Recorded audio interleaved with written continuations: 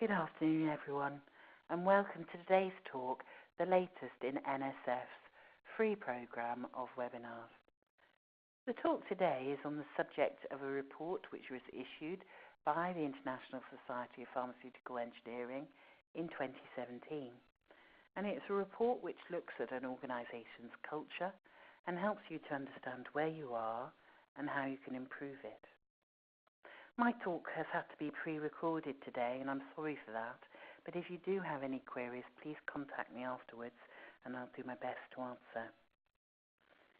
The target audience for this talk are likely to be people, perhaps in small to medium operations, who are not familiar with ISPE, haven't come across the report before, and are trying to tackle their culture and trying to improve the operations attitude towards quality.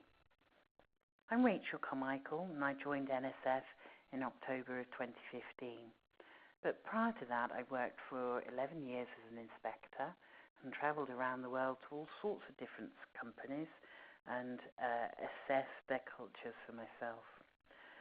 But before that, I worked for an American multinational, and in doing so, I was subject to the type of programme that this report relates to. A programme where you try and maintain the patient at the heart of the operation, and you make everybody aware of their responsibilities and keep them engaged with the need to remember the patient. The NSF webinar programme is over halfway through now, and I do invite you to join us through to the rest of the year. NSF is a consultancy that can provide specialist training, auditing, or consultancy on specific technical or organisational problems.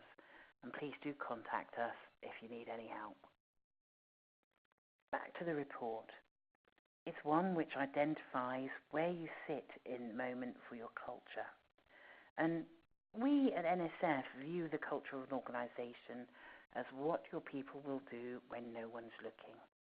Just as the character of an individual is said to be what you'll do if you believe you will never get caught. Our key aim throughout this is that the type of people who are making decisions, and we all make decisions at every level of a company, from the chief operating officer, through the middle management, through the shop floor staff, through the people in the warehouse who are cleaning the floor on a contract that's contracted out. All of us make decisions within a pharmaceutical environment. And those decisions can be, where am I going to spend to actually invest in the company, right the way through to, that's a bit odd, I found this in the corner, should I tell somebody? And those decision makers, we need them to keep the patient at heart, to protect the patient. We need to know that when you see something unusual, people will say it, and that having said it, they will be respected and action will be taken. We need an open and transparent environment. Now, ISPE, the International Society of Pharmaceutical Engineering, has this report available on their website. If you go to the ISPE website, you'll see a section on publications and news, and in there are guidance documents. And right at the bottom of the page is a section called Initiatives, and that's where this report lives. The initiatives from ISPE have started by looking at metrics within pharmaceutical companies. As I'm sure you're be aware, many organisations that do the regulatory activities have moved over to risk-based auditing.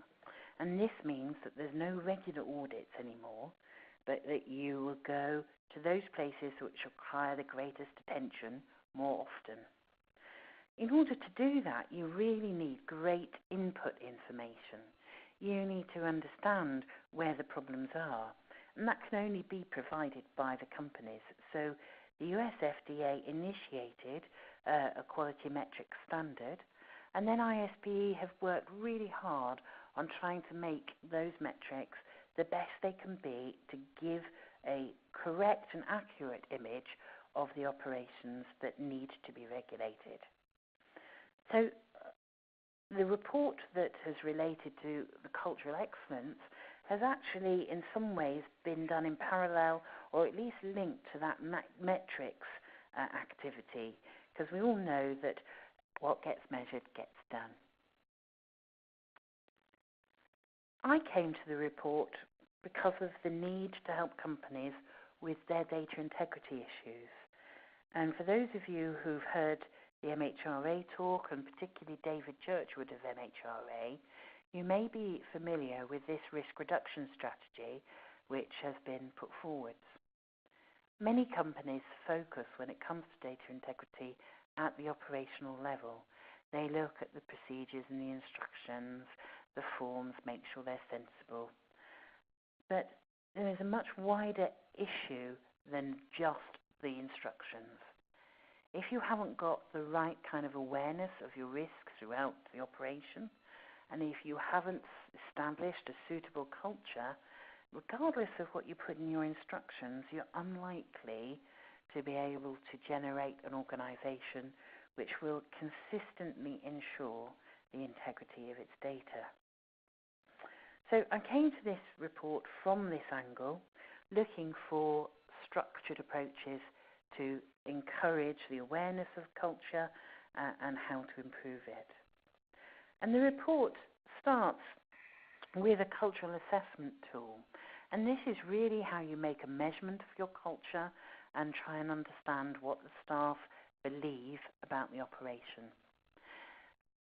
The tool has been set up where there's a series of questions and then 7 ratings, and then you ask the questions of the staff, and then you can get a picture and a sense of what they believe is actually the situation from their perspective.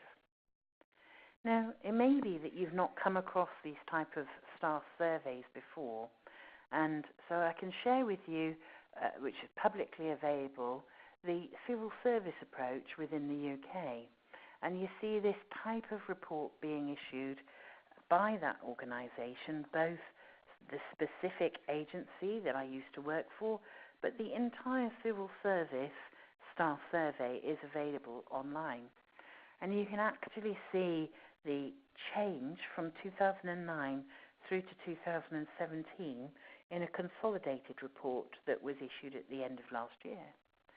Now, what you can see here are different subject areas, and within each of those subject areas there will have been certain questions, and within the civil service model there are 5 response levels, and those 5 response levels are to strongly agree, agree, neither, disagree, strongly disagree. It's different from the ISPE report, which has got the 7 increase, if you like, in gradation.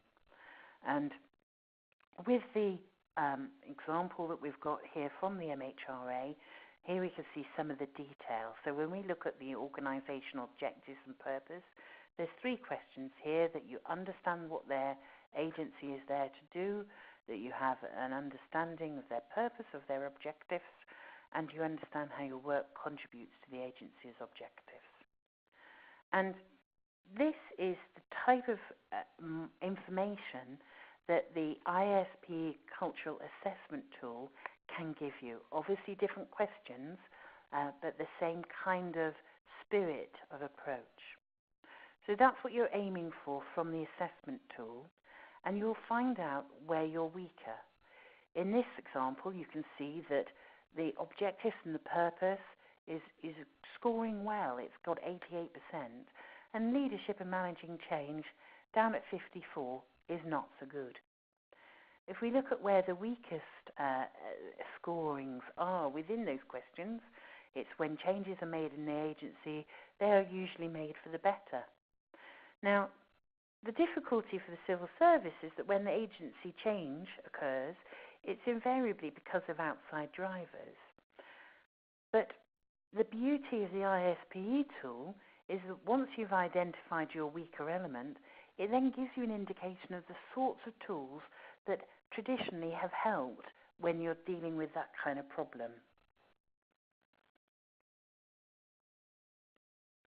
we know that people are, shall we say, complex, and that your behaviours can be a reflection of what you actually hold dear, what are your personal values, the training and education that you've received, but also of management behaviour, how those around you behave.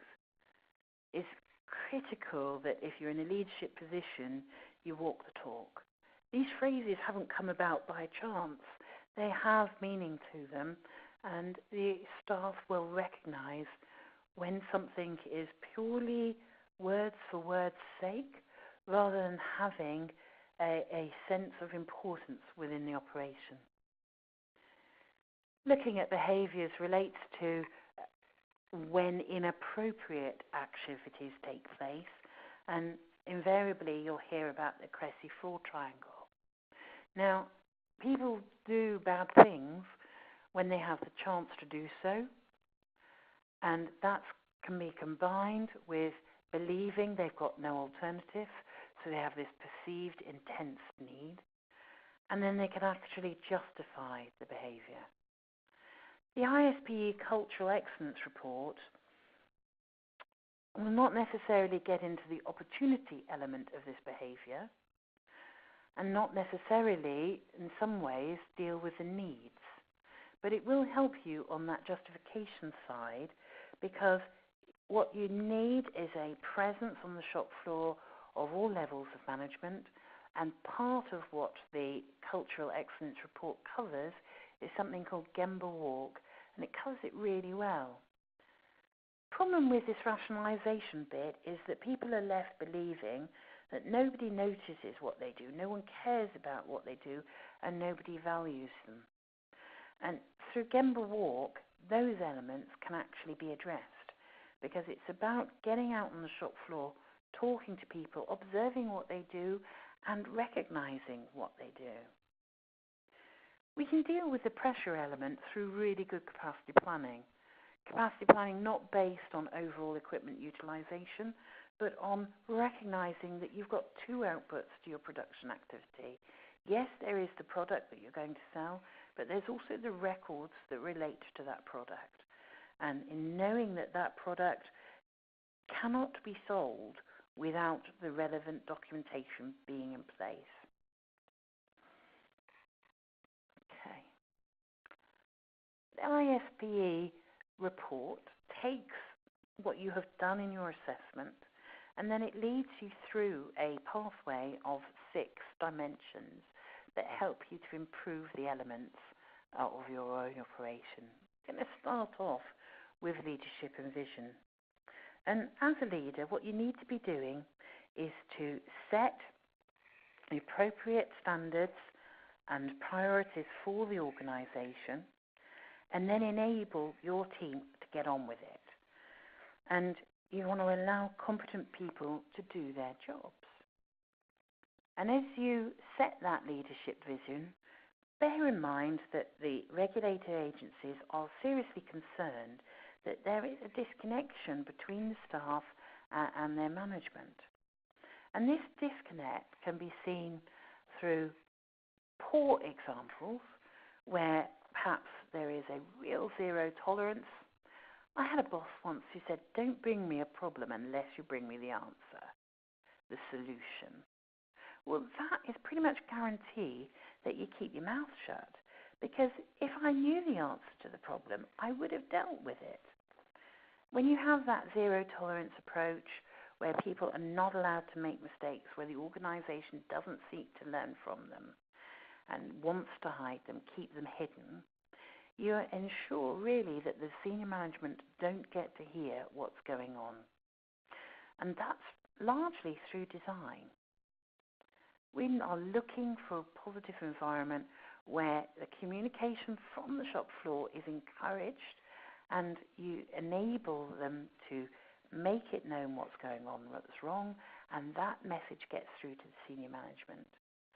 So as you set the leadership and vision, there is a tool within the ISPE report that helps you to establish the boundaries based on your values and your priorities, and enables you to communicate that to the staff, But then you as a leader need to model that behaviour as you are doing your everyday business. The mindset and attitudes that we need to get into are one where you hear the term open and transparent. What you really need are staff who are willing to see it if they see something that's wrong, say it, articulate it, share it with everybody, and then do it, deal with it if there's something wrong. You want them to feel that they can overcome the barriers, to take the personal responsibility, and to deal with the problems. You want to create that environment that empowers your staff to act and raise negatives in a positive way.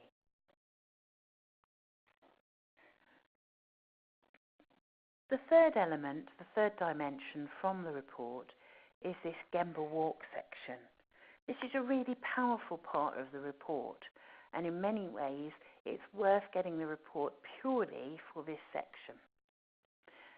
The GEMBA walk is something which is a process of the management, middle management of quality coming into the shop floor and enabling continuous improvement by problem solving on the shop floor. It's ensuring that the people who are doing the work, that deliver the product, actually get chatted to. And it's meant to be a positive experience. You're meant to create an atmosphere where your own knowledge and experience helps everybody to deliver in a more consistent way.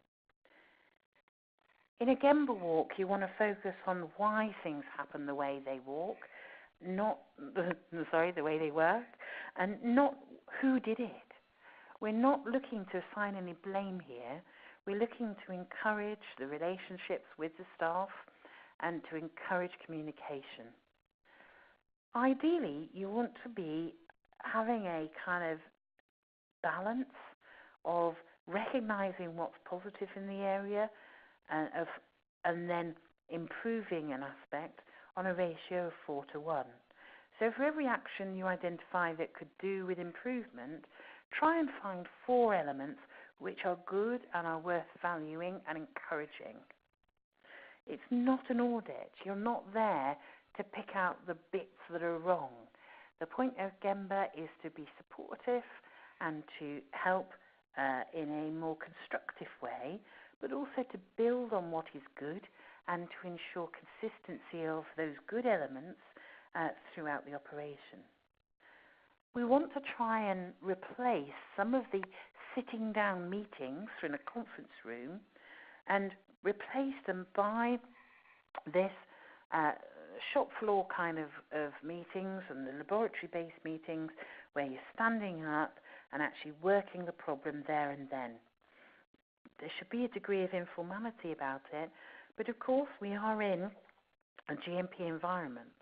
And by being in a GMP environment, that means we need to operate this in line with a GMP system.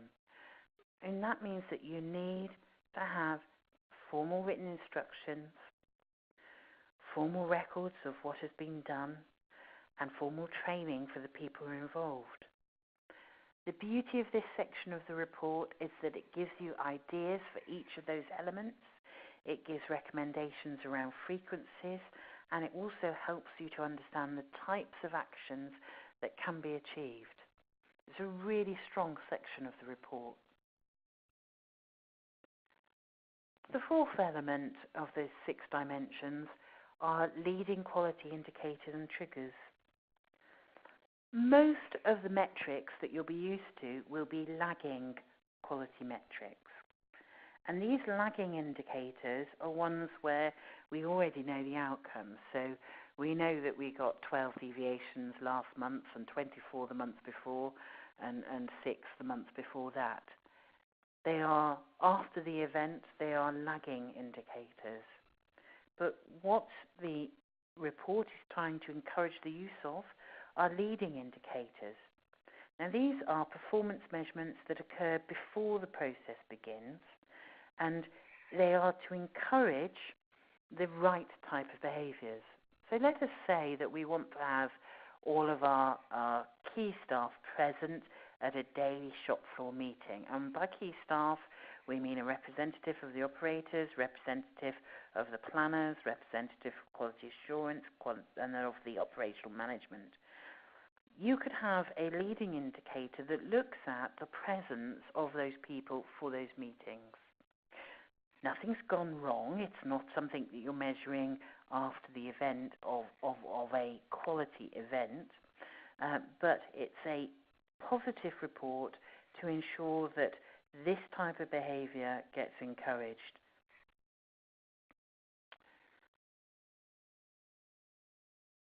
In terms of looking at this type of metric, it's trying to bring a balance from being purely compliance-based towards encouraging positive attitudes towards new ideas and learning as we go.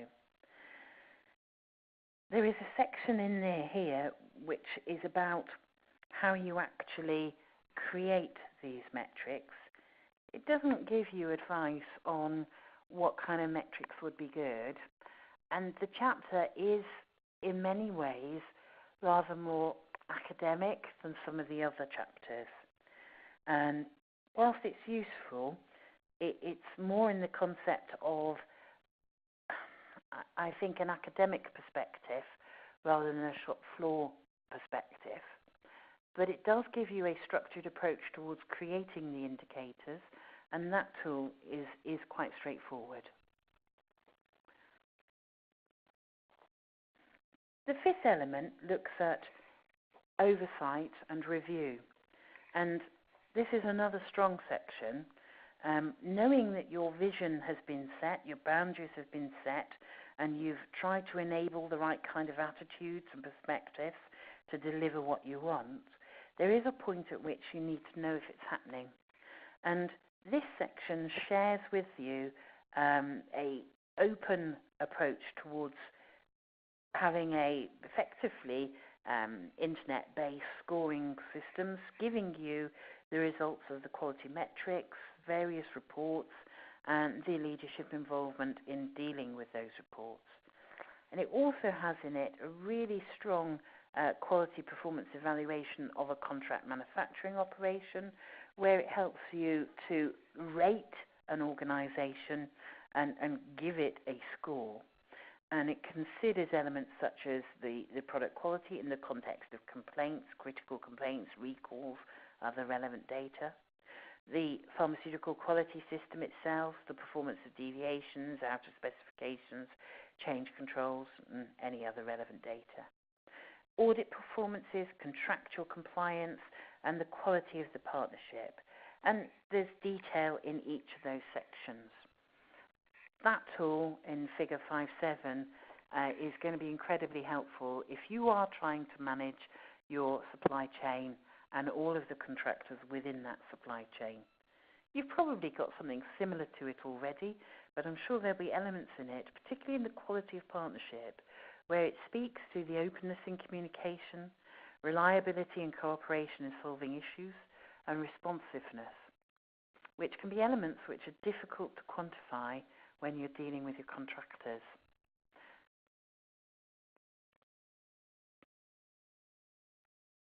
Like I said, this is the knowledge, this section here, that enables management to understand that the pharmaceutical quality system is operating as designed. But the beauty of this approach is it not just the management get to see, but everybody clearly get to see it on the internal internet process. So the final dimension within the report is a section on structural enablers. And in this section, it links what you are seeing perhaps as performance indicators to behavioural indicators. And it identifies a series of categories, and then it links the tools to each of these categories. So, for example, under true root cause and CAPA, there's a section for true root cause, where it details 7 different types of tools that could be of use to you. Now, everyone has probably got 2 of those 7, 5 whys, and cause and effect diagrams, or fishbone diagrams, Ishikawa diagrams. But there's an additional 5 other tools that suggests you might like to consider. It includes a brief description of the tools, and it includes links to various documents where you can get more information. So these structural enablers then go into a continuous improvement roadmap, and it gives you some examples of those kind of plan, do, check, acts, continuous improvement cycles for training, for behavioural indicators, and for risk assessment. So this gives you a sense of where you're going and the kind of tools that will help you to get there. There's a capability roadmap, and that will tell you what your team need to learn in order to be able to deliver these tools, and in turn the cultural improvement that you're seeking for. Realistically, this is not a project. Using the Cultural Excellence Report cannot be viewed as a one-off activity, something that you'll do for 3 or 4 months and then that'll be it. This is how you run your company and how you run it long term. Think back to those civil service staff survey reports. They've been ongoing every year since 2009. And it's that year by year change that you're looking for. If when you ask the questions, do we actually tell the staff what's going on in our company, you get a terrible report, you know that you need to improve your communications. And so it's that you want to see improve year on year. Take the worst performing assessments sections and improve those. Bearing in mind that the reason we're doing it is to try and ensure that when it comes to decision making, people will do the right thing. Your culture can be implied, and it will have developed really based on whoever you have recruited. We need to make sure that the culture that you are having within a GMP environment is open and transparent. Delivering that is a challenge, but it is essential. We've got to have effective implementation of the pharmaceutical quality system. It's no good just writing the procedures, telling people to read and understand them. It is a responsibility to make sure they are effective, that they are working as designed. In order to have the right kind of culture that supports that pharmaceutical quality system, you would be advised to use this report. There are elements on it that are really strong. And as an inspector, I promise you that when the culture is wrong in a company, there is a feeling about it. I've gone to many, many inspections, and some stand out as being particularly ironic. And one of them, and I'm going to finish the talk with this story, was one where at the very opening meeting, all the talk was about the performance metrics, about the company bonus process, and how this was what drove the operation. And there was hardly any talk about quality and doing this job correctly. Loads of focus was on line changeover and doing that in a quick and efficient way. But we raised in the opening meeting, the very opening meeting, that it was good to have such metrics, but they needed to be metrics which recognise the need to do things properly. It's not just what you do, it's how you do it that matters. And we were told very clearly that our staff had always been told that they must follow the procedures and do things right. But the overwhelming message from all of the management team was hitting those targets so they got their bonus.